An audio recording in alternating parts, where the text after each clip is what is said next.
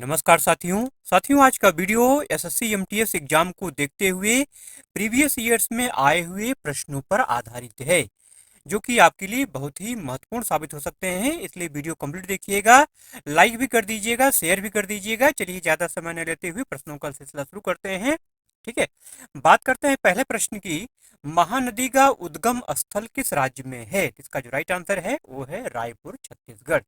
ठीक है, महानदी की अगर बात की जाए तो महानदी जो है छत्तीसगढ़ राज्य के धमतरी जिले में स्थित सिहावा पर्वत श्रेणी से निकलती है। ठीक है, अगर आपसे पूछ लिया जाए कि महानदी का उद्गम स्थल कौन सी पर्वत श्रेणी है, तो सिहावा नाम आपको ध्यान में रखना है। महानदी को उड़ीसा की जीवन रेखा भी कहा जाता है। ठीक है, यह नदी भारतीय उपमहाद्वीप में सबसे ज्यादा गाद जमा करने वाली नदियों में से एक है। अब बात आती सहायक नदियों की, ये भी आपको जानना जरूरी है।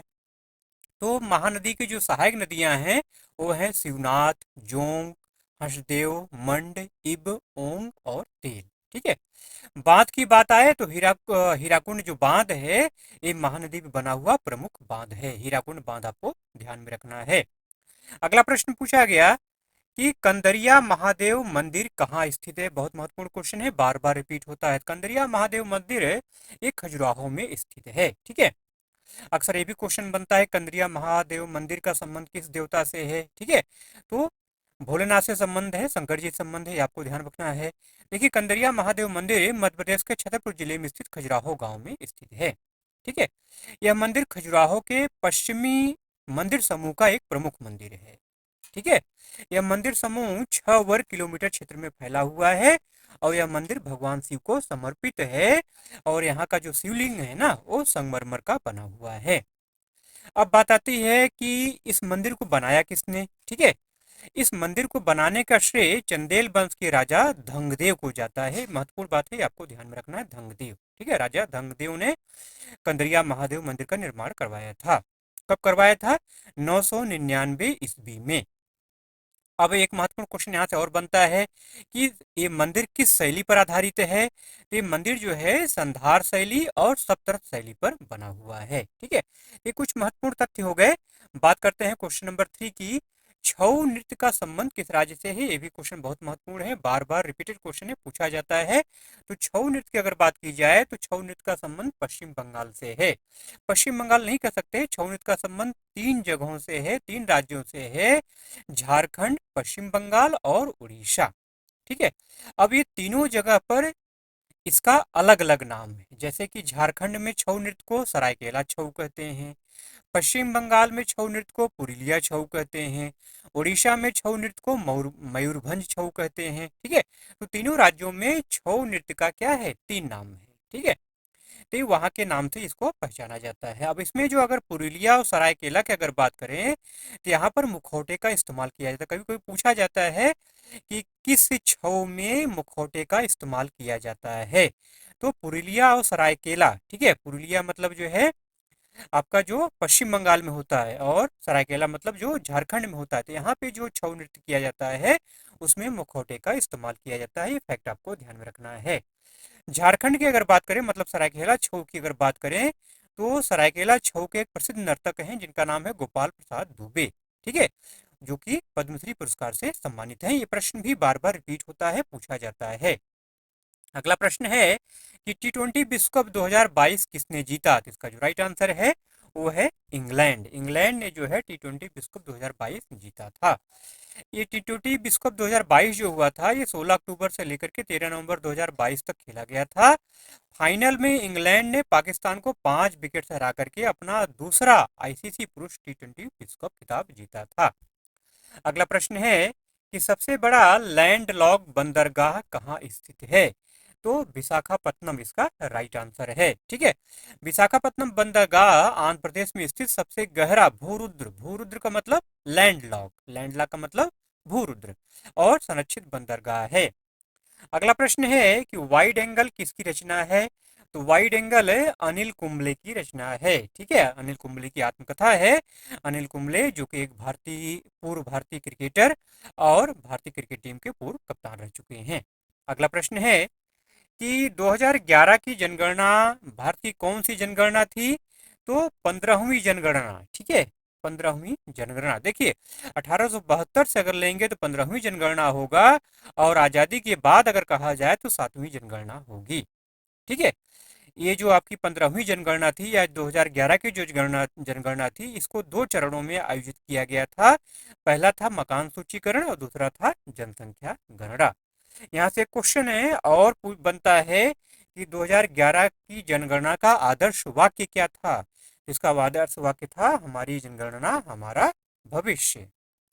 अगला प्रश्न है कि प्रधानमंत्री कौशल विकास योजना की शुरुआत कब हुई। ठीक है, प्रधानमंत्री कौशल विकास योजना है, मनरेगा है, यहाँ से क्वेश्चन निश्चित तौर पे बनता है। ठीक है, तो PMKVY जो योजना है जो है, इसकी शुरुआत जुलाई 2015 में हुई थी। ठीक है, इसे प्रधानमंत्री यूथ ट्रेनिंग प्रोग्राम के नाम से भी जाना जाता है।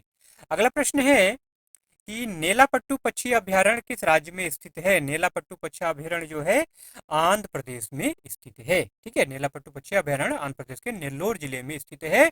इसकी स्थापना 1976 में हुई थी। अगले प्रश्न पर बात की जाए तो शोभना नारायण का संबंध किस नृत्य से है। ये क्वेश्चन इस बार पूछा जा चुका है, आया था जो है, महत्वपूर्ण क्वेश्चन है, बार बार रिपीट होता है। शोभना नारायण जो है एक प्रसिद्ध भारतीय कथक नृत्यांगना और भारतीय लेखा परीक्षा और लेखा सेवा की कैरियर अधिकारी हैं। ठीक है, आपको 1992 में पद्मश्री से सम्मानित किया गया, 1999 2000 में संगीत नाटक अकादमी पुरस्कार से सम्मानित किया गया। ठीक है, ये फैक्ट भी, ये महत्वपूर्ण तथ्य भी आपको ध्यान में रखने हैं। अगला प्रश्न है कथक नृत्य का संबंध किस राज्य से है। अब कथक की अगर बात आई है तो ये भी बात कर लिया जाए, तो कथक नृत्य का संबंध जो है ये उत्तर प्रदेश से है। उत्तर प्रदेश का ये शास्त्रीय नृत्य है। यहाँ कभी कोई क्वेश्चन आता है कथक शब्द की उत्पत्ति कहाँ से हुई है।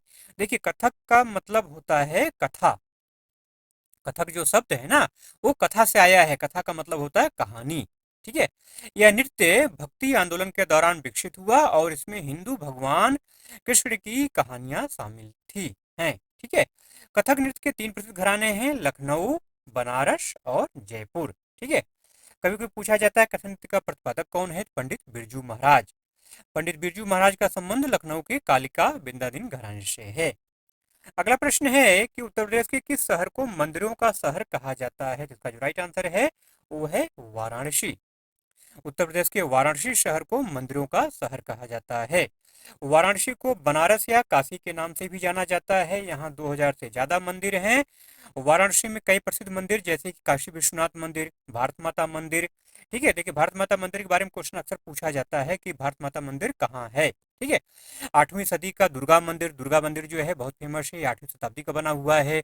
गौरी मठ मंदिर, सारनाथ मंदिर जो कि भगवान बुद्ध से संबंधित है, जहां उन्होंने अपना पहला उपदेश दिया था। ठीक है, बौद्ध विहार भी है। ठीक, तो ये सारी बातें आपको ध्यान में रखनी है। अगला प्रश्न है कि सोडियम हाइड्रोक्साइड का साधारण नाम क्या है। धामन सोडा, जी हाँ, धामन सोडा, कास्टिक सोडा या लाई के नाम से इसको जाना जाता है।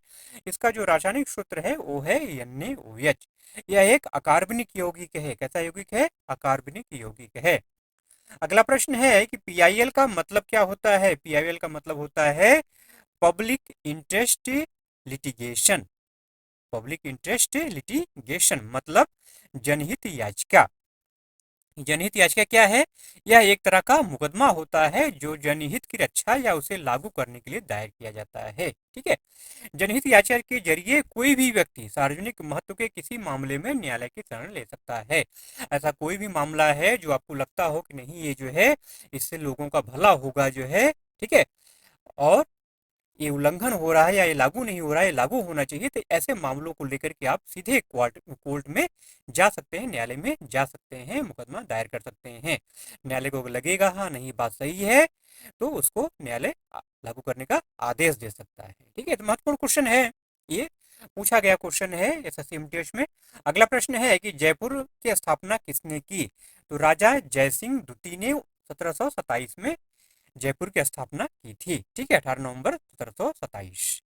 ठीक, अच्छा, राजा जयसिंह जो है मतलब सवाई जयसिंह, ये कछवाहा वंश के शासक थे। महाराजा सवाई जयसिंह जो है कछवाहा वंश के शासक थे। जयपुर को पिंक सिटी, गुलाबी नगर, भारत का पेरिस जैसे कई नामों से जाना जाता है। अगला प्रश्न है कि धर्म के प्रचार की स्वतंत्रता संविधान के किस अनुच्छेद से संबंधित है? तो इसका जो राइट आंसर है वो है अनुच्छेद 25।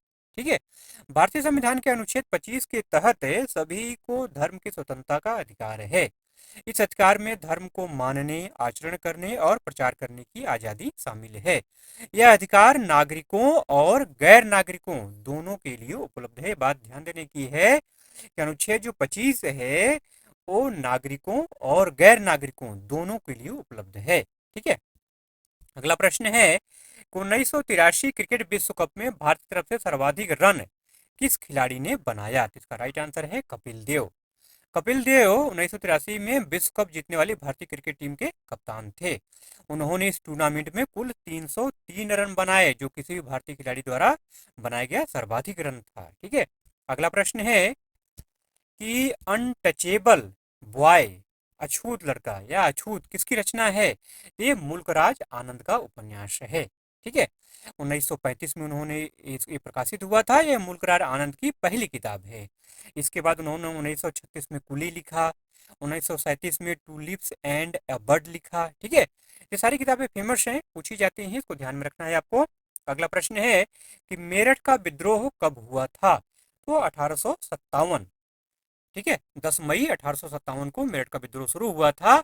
यह विद्रोह ब्रिटिश ईस्ट इंडिया कंपनी के खिलाफ भारतीय स्वतंत्रता का पहला युद्ध था। यह विद्रोह ब्रिटिश सेना के भारतीय जवानों ने शुरू किया था।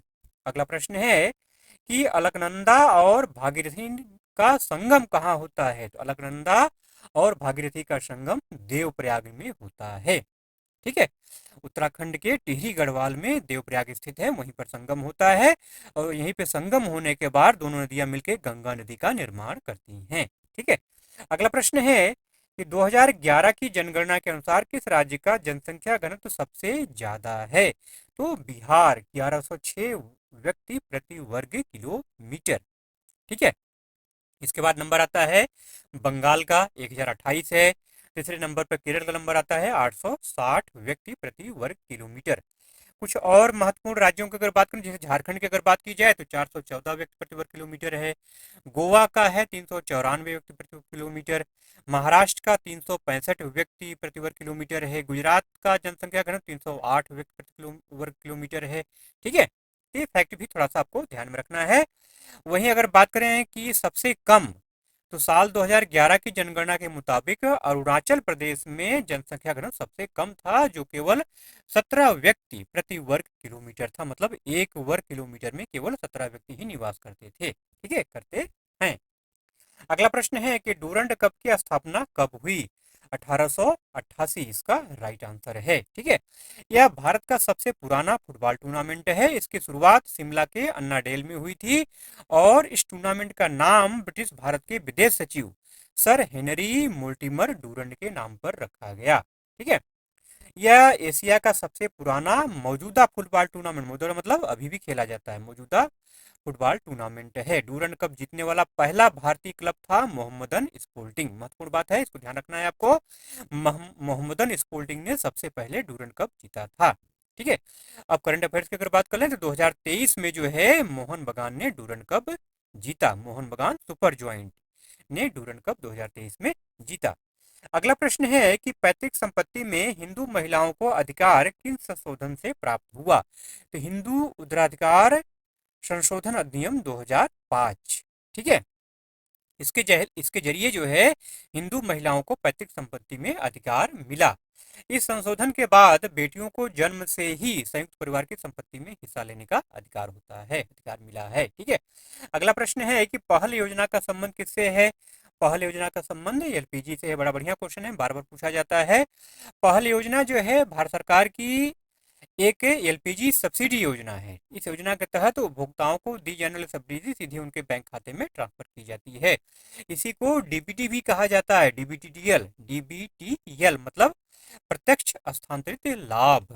ठीक है, इस योजना को 1 जून 2013 को शुरू किया गया था। अगला प्रश्न है कि वर्षा नापने के लिए किस यंत्र का प्रयोग किया जाता है? तो हेटोमीटर या रेन गेज। ठीक है। इसको वर्षा मापी भी कहा जाता है, रेन गेज को हिंदी में वर्षा मापी भी कहा जाता है। ठीक है। इसके अलावा इसको यूडोमीटर भी बोलते हैं, प्लूवियोमीटर भी बोला जाता है, एम्ब्रोमीटर भी बोलते हैं, हाइटोमीटर भी कहा जाता है। तो ये नाम भी आपको ध्यान में रखना है। अगला प्रश्न है कि one life is not enough किसकी आत्मकथा है? तो कुंवर नटवर सिंह, ठीक है, जो कि भारत के पूर्व विदेश मंत्री और कांग्रेस के वरिष्ठ राजनेता नटवर सिंह की आत्मकथा है, one life is not enough. अगला प्रश्न है कि राज्य कथक केंद्र कहाँ स्थित है? राज्य कथक केंद्र लखनऊ में स्थित है। ठीक है। 1973 में लखनऊ में राज्य कथक केंद्र की स्थापना उत्तर प्रदेश सरकार ने की थी। इसके संस्थापक निदेशक जो है शंभू महाराज के भाई लक्ष्मू महाराज थे। ठीक है। अगला प्रश्न है कि उगादी त्योहार किस महीने में मनाया जाता है? तो उगादी त्योहार जो है चैत्र मास या मार्च या अप्रैल, चैत्र का महीना जो है वो लगभग आपका मार्च या अप्रैल में पड़ता है। ठीक है। तो उगादी का त्योहार चैत्र महीने के पहले दिन मनाया जाता है। उगादी का त्योहार चैत्र महीने के पहले दिन मनाया जाता है। उगादी को तेलुगु और कन्नड़ लोग क्या करते हैं? अपने नए साल के रूप में, नववर्ष के रूप में मनाते हैं। अगला प्रश्न है कि 1875 का दक्कन विद्रोह किस राज्य में हुआ था? तो इसका जो राइट आंसर है वो है महाराष्ट्र। ठीक है। यह विद्रोह पूना जिले के सुपा गांव में हुआ था। इस विद्रोह में किसानों ने साहूकारों के खिलाफ विरोध किया था। इस विद्रोह को दबाने के लिए सरकार ने दक्कन गंगा जांच समिति का गठन किया था। जांच समिति ने 1878 में ब्रिटिश संसद को एक रिपोर्ट पेश की थी। इस रिपोर्ट के आधार पर सरकार ने 1879 में कृषि कराहत अधिनियम पारित किया था। इस अधिनियम के तहत किसानों को गिरफ्तार या कैद नहीं किया जा सकता था अगर वे अपने कर्ज का भुगतान करने में असमर्थ थे। ठीक है। तो ध्यान रखना है आपको, कृषक राहत अधिनियम, यहाँ पे एक वर्ड आया है कि सेंटेंस आया कृषक राहत अधिनियम, कब पारित किया गया था? तो 1879 में। अगला प्रश्न है कि इंजीनियर डे किसकी याद में मनाया जाता है? तो एम विश्वेश्वरैया इसका राइट आंसर है। ठीक है। भारत के महान इंजीनियर सर मोक्षगुंडम विश्वेश्वरैया, पूरा नाम भी आपको जानना चाहिए। एम विश्वेश्वरैया का मतलब क्या होता है? सर मोक्षगुंडम विश्वेश्वरैया की याद में हर साल 15 सितंबर को इंजीनियर डे मनाया जाता है। सर एम विश्वेश्वरैया भारत के पहले सिविल इंजीनियर थे। उन्हें भारतीय इंजीनियरिंग का जनक कहा जाता है। उन्होंने 1917 में सरकारी इंजीनियरिंग कॉलेज की स्थापना की थी। उन्हें 1955 में भारत रत्न पुरस्कार मिला था। ठीक है। चलिए इन्हीं प्रश्नों के साथ आज के वीडियो का एंड करते हैं। वीडियो अगर अच्छा लगा मेरे भाई तो जाते जाते एक लाइक जरूर से कर दीजिएगा, और चैनल पर अगर नए हैं तो सब्सक्राइब करके बेल आइकन को जरूर से ऑन कर लीजिएगा, नहीं तो नोटिफिकेशन नहीं मिलेगा। और वीडियो को शेयर करना न भूलिएगा। चलिए मिलते हैं ऐसे ही कंटेंट के साथ अगले वीडियो में। तब तक के लिए जय हिंद।